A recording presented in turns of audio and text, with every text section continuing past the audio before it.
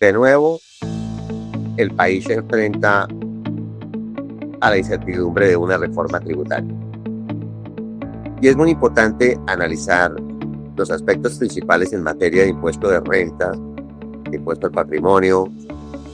de ganancias ocasionales que se derivan de este proyecto de reforma. Lejos de reducir la carga tributaria como esperábamos, como se necesita para que el país sea más competitivo en materia de impuestos, lejos de reducir esa carga, lo que hace este proyecto es proponer un incremento en la tributación empresarial, un incremento en la tributación de las personas naturales, básicamente a través de un mayor impuesto de renta o de un mayor impuesto de renta y dividendos combinado. En primer lugar, no se reduce la tarifa corporativa del impuesto de renta de las empresas. Se mantiene en el 35%, pero sí se incrementa la tarifa aplicable al impuesto a los dividendos. Si ese dividendo se distribuye a un no residente, persona jurídica o persona natural, ese impuesto a los dividendos no cubierto por un convenio de protección para evitar la doble imposición estará sujeto ya no a una tarifa del 20%, sino a una tarifa del 30%. Esto supone, en la práctica, un incremento en la tarifa combinada del impuesto de renta para los inversionistas no residentes, que naturalmente va a influir aún más de manera negativa en la percepción de la competitividad tributaria del país. Si ese dividendo se pagara a un residente fiscal colombiano, persona natural, la nueva reforma genera una tributación adicional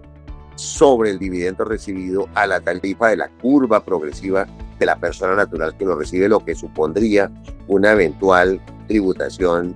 adicional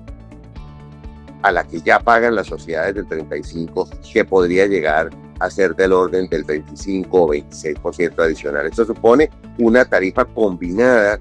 para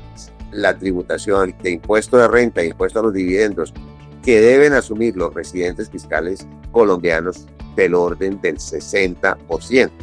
Y esto, naturalmente, puede tener unas implicaciones no solo en decisiones de inversión, sino también en decisiones que induzcan a descorporativizar ciertas inversiones, teniendo en cuenta esa combinación de cargas tributarias a las que se hace referencia. Adicionalmente, se establecen sobretasas diferenciales para ciertos sectores. En el caso del sector financiero se incrementa la tasa del impuesto de renta corporativo en 15 puntos de manera permanente, lo que supone una tributación nominal del 50% solo en materia de impuesto de renta. Y para el sector de carbón y hidrocarburos de petróleo se genera una tarifa adicional o una sobretasa del 5, 10 o 15%, también para llegar hasta el 50%, dependiendo de factores comparados del precio del año corriente contra la ponderación de precios de años anteriores. Con esos niveles de tributación,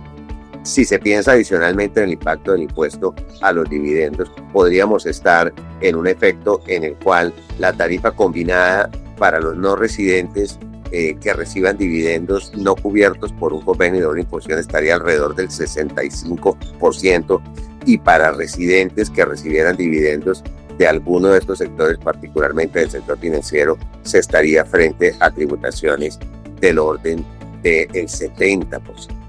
Rangos de tributación absolutamente desproporcionados en términos internacionales y totalmente desmotivantes para los inversionistas que creen en Colombia o que han creído en Colombia a lo largo de los años. También las personas naturales tendrán un incremento en su carga tributaria por dos vías. En primer lugar, porque en relación con la recepción de rendimientos financieros se deroga el beneficio del componente inflacionario como un ingreso no gravado, lo cual implicará que todo rendimiento recibido por personas naturales será gravado de manera plena independientemente del impacto de inflación.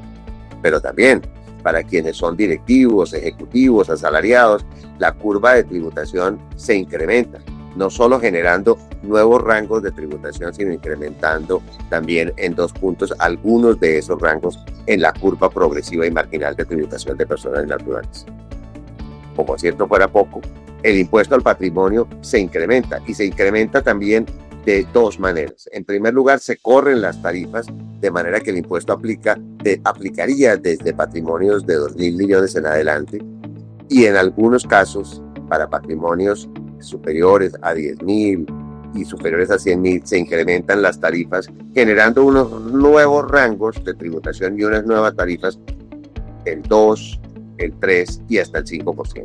Esto en la práctica supone que aquellos patrimonios entre 2.000 y 5.000 y 10.000 millones podrán tener un incremento de hasta 6 veces en la tarifa del impuesto al patrimonio que venían liquidando, para patrimonios entre 10.000 y 100.000 del orden de 2 veces, y para patrimonios en exceso de 100.000 en una espiral de incremento que naturalmente resulta muy inconveniente y eventualmente hasta contraria al principio constitucional que procura evitar la confiscatoriedad por medidas tributarias. Es grave esta decisión en materia de impuesto al patrimonio porque aleja a los inversionistas del país y seguramente hará que varios o muchos inversionistas con alta capacidad de inversión en el país piensen seriamente en conservar su residencia tributaria en el país. Además, se está modificando el periodo de tenencia para efectos de determinar las ganancias ocasionales, estableciendo un curioso periodo de tenencia de 4 años para que la utilidad tenga el tratamiento de ganancia ocasional.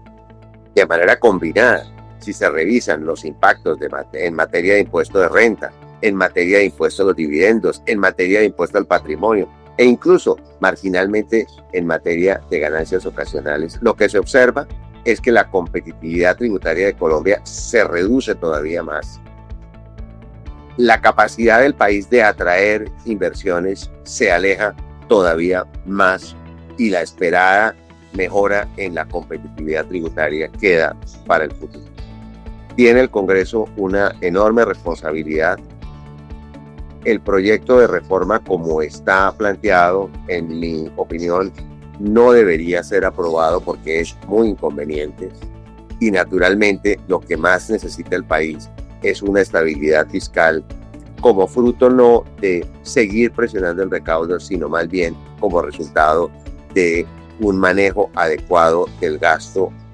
público, de manera que las finanzas de verdad tengan en cuenta cuáles son los ingresos posibles, cuáles son los ingresos alcanzables, sin generar unos efectos tan nocivos para los inversionistas, para las inversiones y para el país.